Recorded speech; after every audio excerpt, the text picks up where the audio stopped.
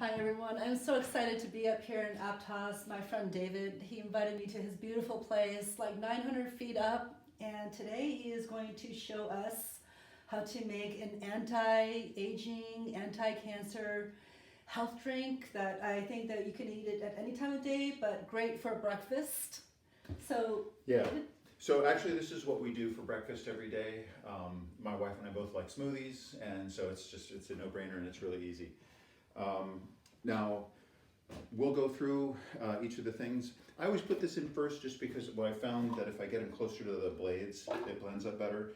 But this is fresh ginger that we've just chopped up. I do chop it up a little bit because I found that it blends a little better that way. One of the nice things about using a blender is that you don't actually need to peel it, which is helpful. And I'm guessing that I probably put in about a quarter cup of fresh chopped ginger. Ginger is one of these spices that we know has a tremendous amount of health promoting properties that includes anti-wrinkle, it's good for digestion, it's good for whole gut health, and it has a lot of antioxidants. It also is very, very helpful for one other thing that we'll touch on in just a second. So I also, including with the ginger, put blueberries in. Those are frozen, right? I use frozen blueberries and I just nuke them for a few seconds in order to get them to soften up a little bit because I don't want to have to add in too much almond milk in order to make this smoothie, just because then it gets to be breakfast and lunch. So we could substitute any fruit though, like strawberries, whatever we have on hand for this drink, right? Yeah, you can. Now, when you're looking at substituting different kinds of fruits, one of the things to pay attention to is, what are the ones that have the most health benefits for you? Strawberries tend to have, they are definitely healthy. If you're going to have strawberries, then one of my big recommendations is stay exclusively with organic. Personally, in this house, we eat only organic food. But I know that conventional strawberries are like little vehicles for stuff that's not good for you. Okay. There's a lot of things that are put on that I wouldn't recommend. So the blueberries are on every list of superfoods that you'll ever find. Ton of antioxidants in blueberries. I also put in turmeric, which has a compound called curcumin in it, and that's about a tablespoon of turmeric. Maybe one of the most well-studied spices in the world. I read reports that say that there are somewhere between 6,000 and 10,000 clinical studies that have been done on turmeric that have identified health benefiting properties, including anti-wrinkle, anti-dementia, anti-aging properties. It has anti-inflammation properties, a whole variety of other things. And we've literally tested this. In fact, my wife has arthritis, and she had one day where she was complaining that she had arthritis, and I had just been reading about turmeric, and I said, okay, let's go ahead and get this. And so we wound up getting the turmeric, and we made smoothies. 2 days later, her fingers didn't hurt anymore. Wow, that's amazing. So that's a live and up close, real example of the benefits. Now, I also put in matcha green tea. So what's matcha mean? Matcha is, it just means that it's whole ground tea, right? So matcha is actually kind of a special process of making green tea. The big thing that differentiates green tea with black tea is the black tea, the leaves are actually fermented, green teas are non-fermented.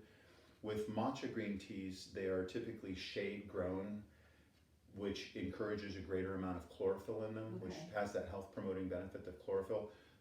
But then we know that with the tea, that there are health promoting properties, not only of the tea itself, the steeped tea, but the actual physical leaf, that matter is healthy for us. And so this was actually just kind of an epiphany the other day, which is, I could just pitch this in and I'm going to get some additional health benefits out of it. And it doesn't radically alter the flavor, except in kind of a nice way. And again, tea is extremely well known. I mean, we know that one of the longest lived areas in the world from Dan Buettner's Blue Zone study is the Okinawan, the islands of Okinawa in northern Japan, right? And throughout Japan, Japan is one of the longest lived countries in the world, and they drink green tea all the time. So does drinking green tea cause longevity? No, it is a correlation to longevity. All these things correlate to health and longevity. They don't cause it, okay? So the next ingredient that we use is Ceylon cinnamon. Cinnamon is another thing that has tremendous properties. Again, it's an antioxidant, but in addition to being an antioxidant, the real reason that I like this cinnamon is that it has blood sugar lowering properties. It stabilizes your blood sugar across the day, and it supports insulin resistance as well. So, you know, these are the kinds of things that you want to be paying attention to if you think that you have any opportunity to become diabetic. You know, a teaspoon of cinnamon every day is going to help your blood sugar stay level. And one of the big things that we want to do, if we're being conscious with taking care of ourselves, is we want to try to keep our blood sugar levels as level as we can throughout the day. It's a big health tip. Now you said saline cinnamon or Ceylon. Ceylon. Yeah, Ceylon. It's an area where it originated from and is primarily derived from. Okay. Now this is a powder that is a powdered berry polyphenol blend. And what we found is that just like with the blueberries, there are a ton of different benefits from the polyphenols that are in berries. To consume all of those every day, you'd be eating fruit all day long. This is a product of Dr. Gundry, and so I use his Vital Reds in our smoothie. It not only has some good health benefits, which include anti-cancer benefits and gut health benefits, but it also adds to that berry flavor that we're trying to push out of this smoothie. So the next thing that we add is avocado. So one of the things that I think I mentioned, but I'll talk about a little bit, is that turmeric has these tremendous health benefits for us. But one of the challenges with turmeric is that the compound that we want, the curcumin, it's not very bioavailable, which means that our bodies just don't absorb it very well, right? And so what we have found is that there are several things like the ginger that I put in first and this avocado, which provides fat, as well as having omega-3 vitamins in it. And that helps out with the absorption of the turmeric. So our bodies are being able to get more of the turmeric out of it, right? I also add in black pepper, fine ground black pepper. I don't think you want to bite into a kernel while you're drinking your smoothie. So that helps out, again, with the absorption. Okay. Yeah, so black pepper has a compound called pepperine in it, which promotes your body's ability to absorb the turmeric. And we really want to get as much of that into us as possible. I then put in fresh spinach. Ooh, that's looking good. Yeah. And then the final thing that we add in here, or next to final thing, is lemon. Now, I put in the lemon for a number of different reasons. Again, lemon is antioxidant. You've probably read studies where a lot of people start off their day with a glass of water with the fresh squeezed lemon in it. And that has anti-alkalizing properties, or it moves your body so that your blood so that your body will be in an alkaline state, which is healthy. Interesting. Okay. Yeah, and there's anti-cancer diets that are all founded on shifting your body so that it's in an alkaline state. Oh. And so So start the day with some lemon water or lemon tea. yeah, lemon water, lemon tea. I mean, I just take a half a lemon and squeeze it in a glass of water, and I down it when I get to the kitchen. That's the first thing. The other thing that the lemon does is, because it's not all about health. Some of these things are about flavor, right? Okay. The nice thing about the lemon is that it brings in the vitamin C and whatnot. It brings in some brightness, so it winds up encouraging the part of that berry flavor that we're looking for. So we go ahead and mix all of that, Is this the final ingredient, David? This is the penultimate ingredient, the next to final ingredient. This is some almond milk. And you can substitute for soy. Yeah, or you can substitute for soy, or if you like regular milk, you can certainly do that as Okay. well. Great. I tend to just prefer the almond milk. So there's fat in the milk. If you use regular milk, then you don't have to have the avocado. You wouldn't have to. Okay. And I will tell you honestly, the avocado provides a sort of a silkiness to the smoothie that I like. But if I don't have avocado around, we have organic fresh olive oil, and I actually will pour in and add in like 1/8 of a cup or so of That olive much? oil. Yeah. Okay. To the smoothie. So we're gonna blend now. We'll pause this out so that you guys don't have to listen to this.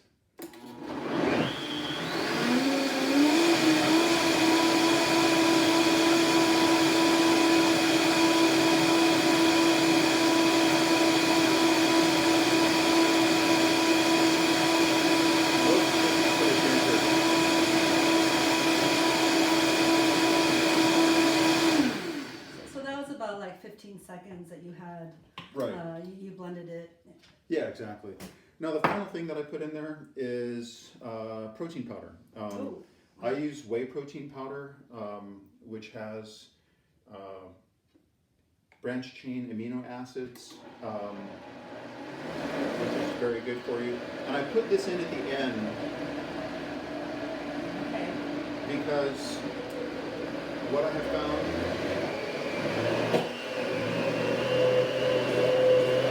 there we go, just to incorporate.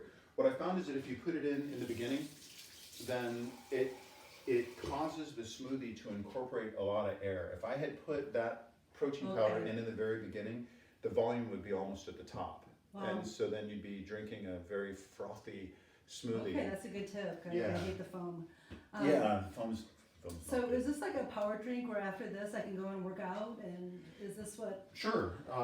You can definitely go work out. My personal recommendation is if you're going to do something like go to the gym and lift weights or do like a hardcore workout, I would allow at least an hour to digest. On the flip side, if you're doing more moderate exercise, like going for a bike ride where you're not really pushing yourself, you're not planning on climbing, Okay. to the tallest mountain that day, or if you're going to go for a hike or something like that, by all means have a smoothie. Then you're good to go. Well, I can't wait to taste this, David. This is So. like. All right. So, should they be that tall glasses too? Yes. Okay. Well, it's just how much it makes. I mean, should one be eating that whole like to get the health benefits, or can you eat half of that and still get the health benefits? You could definitely eat half of that to get to the health benefits. I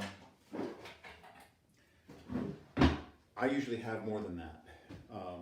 So I want my full, I want my full cup of blueberries. I want all that ginger. I want all that turmeric. I want all those things. And you can see that if we only have this much left. So Okay. if you're drinking, 16, if you're drinking roughly 20 ounces of smoothie, then there's a couple things that are going to happen with it. Number one is I'm not a big fan of downing it all at once. Okay. So it sometimes will take me 3 or 4 hours to finish the smoothie, and that'll carry me all the way through to lunch. Yeah. Yeah, and I do that on the days that I'm not fasting. And in this the would be morning. great for fasting. You could just kind of sip it all day and all afternoon, and just Yeah, eat I one mean- meal a day. Right. I mean, if there's a lot of folks that will say, 5 small meals through the day or that kind of a thing. Uh-huh. And if you're just working on this and sipping it a little bit throughout the day, then that'll stave off the hunger. So then you have your sort of evening meal and you're good to go. So smoothie and an evening meal and you're fine. And the thing of it is that I've looked it up. I've put it in the calorie counters, and I believe that this winds up being about 350 calories, which overall is not a huge amount of calories for the day. Now, Okay. like for example, when I do the analysis of myself, my resting amount of calories that I need is about 2,000 calories a day. So I'm not even into it a third with this. So when you think about having eggs as an alternative or that sort of thing, eggs and toast, an egg is roughly 75 calories. So if you have 2 eggs and a couple of pieces of toast, you're up at 350 also. So now, will this last in the refrigerator if I don't finish the whole thing like that? Yeah. Okay. Yeah, by all means. All right, great. So there's a lot of time. Like I do intermittent fasting every other day, Okay. and I'm a fan of that. I think it's a good idea both for weight management, and I like we've all heard about autophagy and how our bodies benefit from fasting. Are you familiar with this? Not yet. Okay, so the simple concept of autophagy is that when our bodies go into a fasting state, right? This is kind of a simplified version, but when our bodies go into a fasting state, our bodies are just remarkable mechanisms, right? Where they say, okay, I want some food, right? And what our body does is it winds up dividing all of our cells into 3 different categories. It says, these are cells that are working optimally, right? And we don't need to do anything with those. Here are cells, because it's a threatened state, right? So it's trying to think, how do I optimize the mechanism, right? So here are cells that are not working in optimal shape, but they are working well enough that they just need to be cleaned up. So part of what autophagy does is it cleans up cells that are not working in a completely optimal state. And then the third thing that it does is it says, here are cells in our bodies that are not working in an optimal state, and we can use those for food. Okay. Now, autophagy is such an important breakthrough that the Japanese researcher, whose name I forget right now, who discovered autophagy, wound up getting the 2017 Nobel Prize. So this is amazing science, and it's been revolutionary. And it is because of these benefits of doing intermittent fasting that it's something that I just really, really highly recommend. Now, personally, there are a lot of different approaches to doing intermittent fasting, and by far the one that I have found to be the easiest to achieve, and I think it's easy for anyone to achieve, is the idea of you restrict your eating to just 8 hours a day. And if you think about it, it's not that hard. Let's say that you have dinner at 6 o'clock, right? And you're done with dinner at 7. Okay, so you're going to go to bed at 9 or 10. So there's 3 hours when you're not eating right there. And then you're going to sleep for 7 or 8 hours. So you get up at 6 o'clock in the morning. So now you're over 12 hours into it. If you just delay having breakfast, you don't have any food until 1 o'clock in the afternoon, then you've got your 16 hours of non-eating in there. That's your fast. And that's giving your body that opportunity to just sort of tune itself up. And what we're finding is that the science is showing that when people do this kind of fasting on a regular basis and make it part of their program, and there are people that get really extreme with it. Some people just restrict their whole food consumption to just 1 meal a day. There's just a variety of different, again, of health benefits. Oh, that's great. And so, why Well, I wouldn't can't you? wait to try this, David. I'm just wanting to try it now. Cheers. Cheers.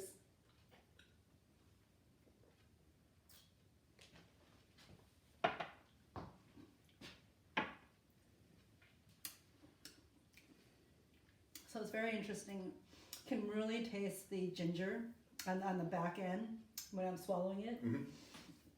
and the smoothness of the drink makes it more appealing to keep drinking more. Mhm.